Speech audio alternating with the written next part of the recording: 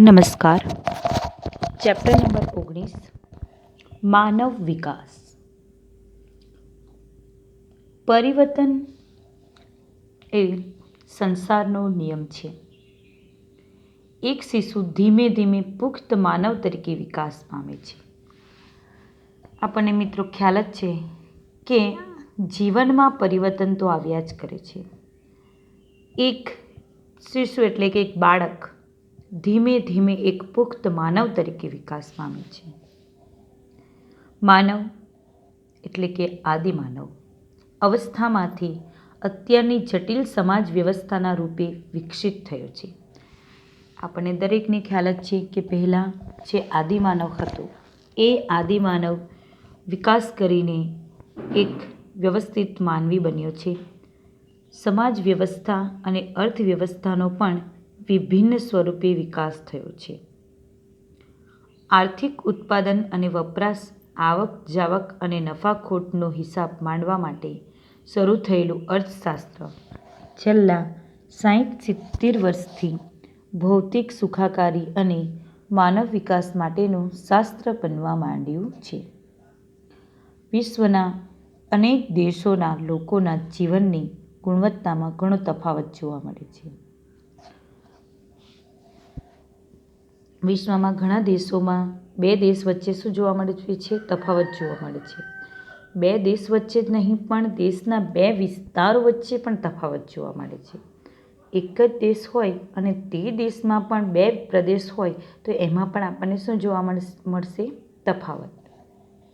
જીવનની ગુણવત્તા સુધારવા અન્ન, વસ્ત્ર અને આવાસ જેવી મૂળભૂત જરૂરિયાતો સંતોષવી જરૂરી છે. હવે જો આપણે જીવન જીવવું હોય તો મુખ્ય જરૂરિયાત કઈ છે? અન્ન એટલે ભોજન, વસ્ત્ર એટલે કપડાં, આવાસ એટલે ઘર. આપણી પાયાની જરૂરિયાતો છે એ સંતોષવી ખૂબ જ જરૂરી છે. ત્યારબાદ જો કોઈ બીજી જરૂરિયાત આવે તો એ છે શિક્ષણ, સ્વાસ્થ્ય, મનોરંજન વગેરે જરૂરિયાતો ઊભી થાય છે. આ પ્રકરણમાં આપણે માનવ વિકાસ એટલે શું અને માનવ વિકાસ આંકમાં ભારતની સ્થિતિ શું છે વગેરે બાબતનો અભ્યાસ કરીશું. તો પહેલાં તો માનવ વિકાસનો અર્થ જોઈએ. આ શબ્દનો ઉપયોગ પ્રસાર માધ્યમો એટલે કે આપણે ટીવી પર જોઈએ છે, રાજકીય નેતાઓ, વિવિધ સંસ્થાઓ અને સરકારો અવારનવાર કરે છે. ખાસ કરીને માનવ વિકાસ શબ્દ નેતાઓના મુખે આપણને વધારે સાંભળવા મળે છે. શબ્દ સમૂહ માનવ ક્ષમતાઓના વિસ્તરણ, પસંદગીઓના વ્યાપ, સ્વાતંત્ર્યના વિકાસ અને માનવ અધિકારોના અમલ રૂપે વપરાય છે. માનવ વિકાસ કેવળ શિક્ષણ, આરોગ્ય, પોષણ અને સંસાધનોના નિયંત્રણ કરતાં કંઈક વધુ બાબતોનો સંકેત આપે છે. માનવ વિકાસ એ માનવની આકાંક્ષાઓ એટલે કે અપેક્ષાઓ અને જરૂરિયાતો હોય તેવી જીવન નિર્વાહની સુવિધાઓ વિસ્તારવાની પ્રક્રિયા છે. યુએનડીપી માનવ વિકાસ એ વિકાસની દિશામાં માનવ કેન્દ્રિત અભિગમ છે. માનવ વિકાસનો ઉદ્દેશ્ય દરેક માટે જીવનની એકસરખી પરિસ્થિતિ ઊભી કરવાનો છે, જેનાથી લોકો તેમની પ્રતિભા અનુસાર સાર્થક અને સર્જનાત્મક જીવન જીવી શકે. શરૂઆતમાં માત્ર આર્થિક વિકાસને જ માનવ વિકાસ તરીકે માપવામાં આવતો હતો. પહેલાં માનવ વિકાસ કેવી રીતે થયો એમ ખ્યાલ આવતો તો જેમ આર્થિક વિકાસ થાય તો માનવ વિકાસ થયો છે એમ કહેવામાં આવતો હતો. જે દેશની માથાદીઠ આવક વધુ તે દેશનો માનવ વિકાસ વધારે એ જ માપદંડ ગણાતો. તો કેવી રીતે માનવ વિકાસ થયો એવું માપવામાં આવતું?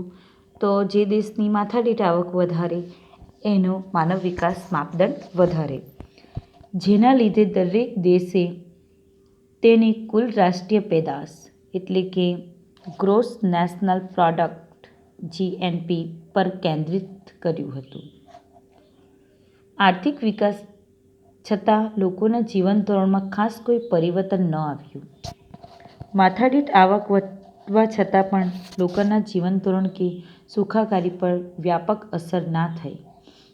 આમ માત્ર આર્થિક વિકાસથી જ માનવ વિકાસ થઈ શકે નહીં. માત્ર આવક નહીં, પરંતુ આવકનો ઉપયોગ સી રીતે કરવો તેના પર માનવ વિકાસ આધાર રાખે છે. માનવ વિકાસના 4 આવશ્યક ક્ષમતો સમાનતા, સ્થિરતા, ઉત્પાદકતા અને સશક્તિકરણ. માનવ વિકાસ એટલે શું? માનવીએ પોતાની રસ એટલે કે એનો જે ઇન્ટરેસ્ટ હોય, રુચિ, આવડત, બુદ્ધિ, ક્ષમતા અનુસાર સફળતા અને સર્જનાત્મક જીવન જીવવામાં સહાયક બને. માણસ શું કરે તો પોતાને ઇન્ટરેસ્ટ હોય, રસ હોય, રુચિ હોય, આવડત હોય, એનામાં સ્કિલ હોય, બુદ્ધિ હોય, એનામાં ક્ષમતા હોય, એવા અનુસાર જ કંઈક સર્જનાત્મક એટલે કે નવું કંઈક સંશોધન કરે અને એના કારણે પોતાના જીવનમાં એને સહાયતા પ્રાપ્ત થાય. માનવ ક્ષમતાઓનું નિર્માણ થાય, સમાનતા પ્રાપ્ત થાય, વિવિધ ક્ષેત્રોમાં પસંદગીઓનો વ્યાપ વધે. માનવનામાં જે સ્કિલ હોય એ ક્ષમતાનું પણ નિર્માણ થાય અને સમાનતા પ્રાપ્ત થાય અને અલગ અલગ ક્ષેત્રોમાં એની પસંદગીનો વ્યાપ વધી જાય. માનવી તંદુરસ્ત, આરોગ્યમય, સ્વસ્થ અને દીર્ઘાયુ જીવન જીવે.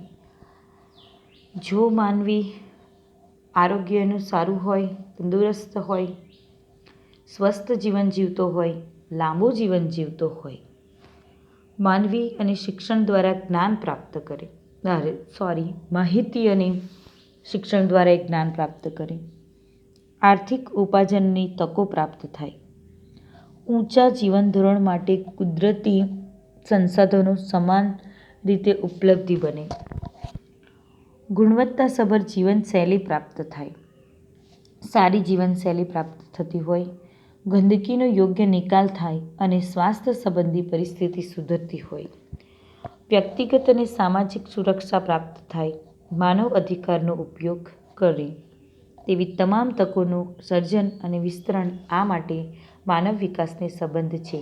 આમ માત્ર આર્થિક બાબત નહીં, પરંતુ માનવ જીવનની સુખ, શાંતિ, આર્થિક, સામાજિક, રાજકીય અને સાંસ્કૃતિક પાસાનો સમાવેશ થાય.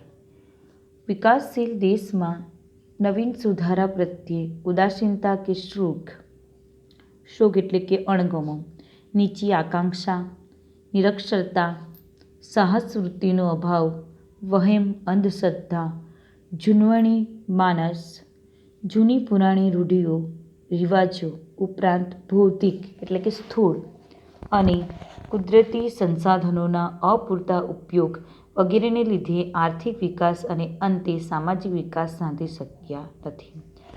તો કયા કારણે આર્થિક વિકાસ અને સામાજિક વિકાસમાં આપણે પાછળ છે?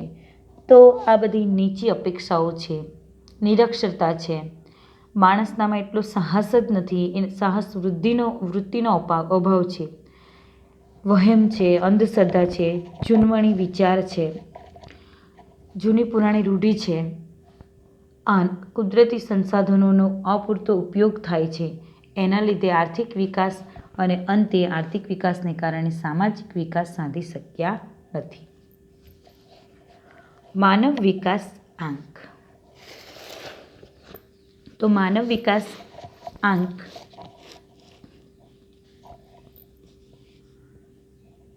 નોબેલ પારિતોષિક વિજેતા ભારતીય મૂળના અર્થશાસ્ત્રી અમર્ત્ય સેને માનવ વિકાસ આંકની વિભાવના કરી. તો મિત્રો, ખાલી જગ્યામાં પૂછાઈ શકે અથવા VSQમાં પૂછાઈ શકે કે ભારતીય અર્થશાસ્ત્રીય ખાલી જગ્યા એ માનવ વિકાસ આંકની વિભાવના કરી. તો કોણે? અમર્ત્ય સેને. તે અન્વયે પ્રથમ માનવ વિકાસ અહેવાલ 1990માં પ્રકાશિત કરવામાં આવ્યો હતો. ત્યારથી તે અન્વયે સંયુક્ત રાષ્ટ્ર વિકાસ કાર્યક્રમ યુનાઇટેડ નેશન્સ ડેવલપમેન્ટ પ્રોગ્રામ દ્વારા દર વર્ષે માનવ વિકાસ અહેવાલ પ્રસિદ્ધ કરવામાં આવે છે, જેમાં જુદા જુદા દેશોના વિકાસના વિભિન્ન નિદર્શકોના આધારે એક વૈશ્વિક વિશ્લેષણ રજૂ કરવામાં આવે છે. સંયુક્ત રાષ્ટ્ર વિકાસ કાર્યક્રમ એટલે કે UNDP દ્વારા પ્રકાશિત થયેલા પ્રથમ માનવ વિકાસ અહેવાલમાં માનવ વિકાસ આંક હ્યુમન ડેવલપમેન્ટ ઇન્ડેક્સ HDIનું ફૂલ ફોર્મ શું? તો હ્યુમન ડેવલપમેન્ટ ઇન્ડેક્સનો ખ્યાલ પ્રસ્તુત થયો હતો, જેમાં માનવ વિકાસ આંકમાં 3 નિદર્શકોનો સંયુક્ત રીતે ઉપયોગ કરવામાં આવ્યો હતો. એક સરેરાશ આયુષ્ય એટલે કે આરોગ્ય, બીજું શિક્ષણ સંપાદન એટલે કે જ્ઞાન, અને ત્રીજું જીવન ધોરણ એટલે માથાદીઠ આવક.